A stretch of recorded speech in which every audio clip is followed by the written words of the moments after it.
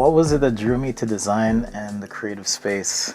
So many interesting questions. Especially with what I do, I don't just let these models sit on the shelf. I take photos of them, right? And so it's the details that you can get in really close and it still holds up on camera, and it's really, really kind of fun. I say I'm an industrial designer by training, but artist at heart. I had a friend who was studying industrial design and I thought, this is cool. I get to use computers, I get to talk to people, I get to draw.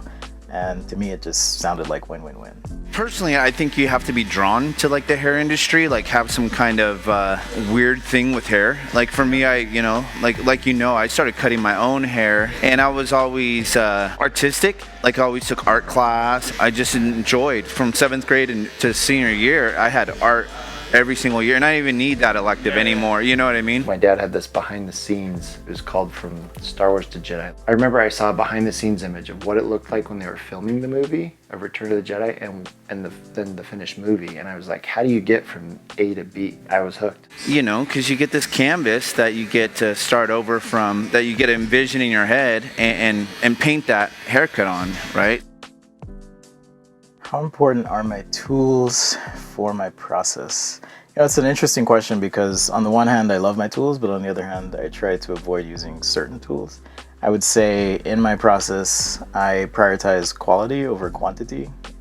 Despite what you might see here, because I have a lot of markers.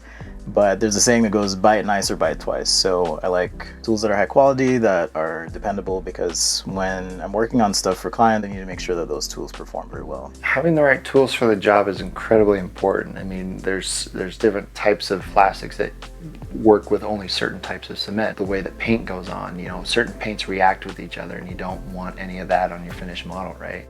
Well, we got a saying in the industry that you're only as good as your tools. So like, yeah, tools are everything. What does it mean to get into the details of a project? I think it means to actually care and follow through on that design intent. I think it takes a bit of commitment early on to really carry through that whole process for me. I have to decide up front, okay, I'm doing this. This is gonna be a thing. It's all about the details, right? I mean, everyone's always going for, you know, you gotta have the best detail. It's gotta be the most accurate. It's gotta be the highest fidelity that you can get. Everyone's hair is different. Every color is different. Texture, skull structure, density, style, like it literally every single haircut. If one hair is out of place, one hair, you're gonna know. That's detail.